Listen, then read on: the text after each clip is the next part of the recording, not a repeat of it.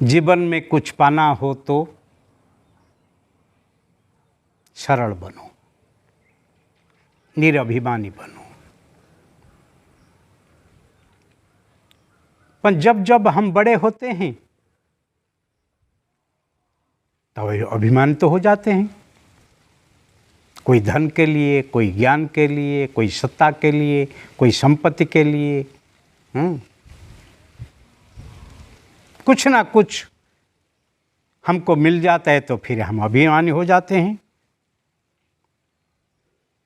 और खास करके जो लोग शास्त्र पढ़ते हैं ना, वो लोग अधिक अभिमानी होते हैं, क्योंकि हम पढ़े लिखे हैं और हम शास्त्र पढ़े हैं, हम इतनी ग्रंथ पढ़े हैं, हम इतनी पुथी पढ़े हैं, हम आचार्य हैं, हम शास्त्री हैं। ऐसे ही विचार कुछ लोगों के मन में सवार होके उनको इतनी ही भ्रष्ट कर देता है और दूसरे को ही अति ही नज़र से देखते हैं, मूर्ख मानते हैं, पापी मानते हैं। ऐसे लोगों को कैसे मार्गदर्शन करके भी उनकी सफलता के तरफ लेना है। कबीर साहब बहुत सुंदर कहते हैं, पोथी पढ़ पढ़ पंडित हुए, तोय न मिले अविनाशी रे। पोथी पढ़ पढ़ पंडित हुए, तोय न मिले अविनाशी।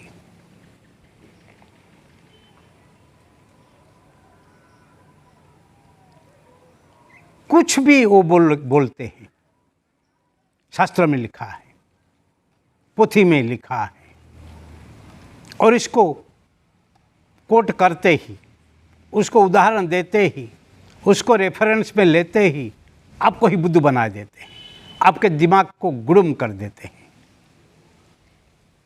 और आप भी विवश हो जाते हैं। हाँ, लिखा है, पवित्र ग्रंथ में लिखा है, गीता में लिखा है, पुराण में लिखा है, कर्मकांड में लिखा है, वेद में लिखा है, ऐसा आप कहते हैं। वो तो हम हमारा धर्म ग्रंथ के बारे कहते हैं, दूसरे धार्मिक लोग को उनके भी ग्रंथ में सब लिखा है, ऐसे बोलते हैं। समाज को ठगने के लिए अति सहज उपाय है, कोई धर्म ग्रंथ का नाम लेके फिर लोगों को बताओ, फिर लोग को चुपचाप ही स्वीकार कर लेते हैं। इच्छा हो तो उसका विरोध नहीं कर पाते, क्योंकि धर्म भीरु है कि उसके विरोध में जाना हो तो पाप लगता है, नरक में जाना ही। हर धर्म में धर्माचार्य लोग को, पंडित लोग को, ऐसे लोगों को ही भयभीत कराए देते हैं। जब आप शास्त्रों को नहीं माने हैं इसलिए आपको नरक में जाना है, आपका तो विनाश हो जाएगा। पर डरो मत, शास्त्र से डरना नहीं, भगवान से डरना नहीं। शास्त्र कोई शस्त्र नहीं है, भगवान आपका कोई दुश्मन नहीं है, भगवान भगवान है, कारुणिक है। आपके माता पिता, सद्गुरु और ईश्वर से कभी नहीं डरना, वो आपका अकल्याण कभी नहीं करेंगे। और शास्त्र अनुशासन है, शास्त्र कभी किसको डराता नहीं, शास्त्र किसको नरक में नहीं भेजता है। शास्त्र अनुशासन दे के आपको ही सत्कर्म करने के लिए प्रेरणा देता ही रहता है। इसलिए कहा जाता है, वेदो नित्यम अधीयताम तदुदितम कर्म सुनिष्ठियताम। रोज वेद मतलब सदग्रंथ को पठन करो और उसी से जो प्रेरणा मिलता है उसी से आपका कर्म करो, वही कर्म ही सुकर्म है। वो कभी आपको कोई कुकर्म की तरफ लेने वाला नहीं है, अनुशासन है। और यहाँ कहते हैं, पोथी पढ़ पढ़ पंडित हुए। पंडित लोग होते हैं, दंडित होते हैं, डराते हैं। आप उनको उनके कहा प्रमाण कुछ नहीं देंगे तो फिर श्राप देते हैं।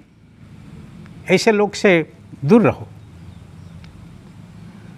तो ये न मिले अविनाशी, परमात्मा वो लोगों को नहीं मिलता है। अविनाशी उनको मिलता है जो ही उदार होते हैं,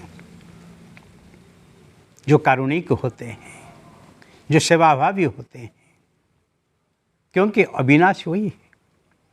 पर दुखे उपकार करे तोए मन अभिमान न हानि रे, वैष्णव जन तो तेने कहिए। भगवान का भक्त वही है, दूसरे के दुख में उपकार करके भी मन में कोई अभिमान नहीं है, वो ही परमात्मा का भक्त होते हैं। इसीलिए डरो मत, करो। क्या करना? भले आपको शास्त्र मालूम है कि नहीं है, कोई मंत्र आपको मालूम है कि नहीं है, परंतु छोटा बच्चा जैसे कुछ भी ज़रूरत हो तो रोता ही रहता है और उसी से पूरा परिवार उनके तरफ दौड़ते हैं।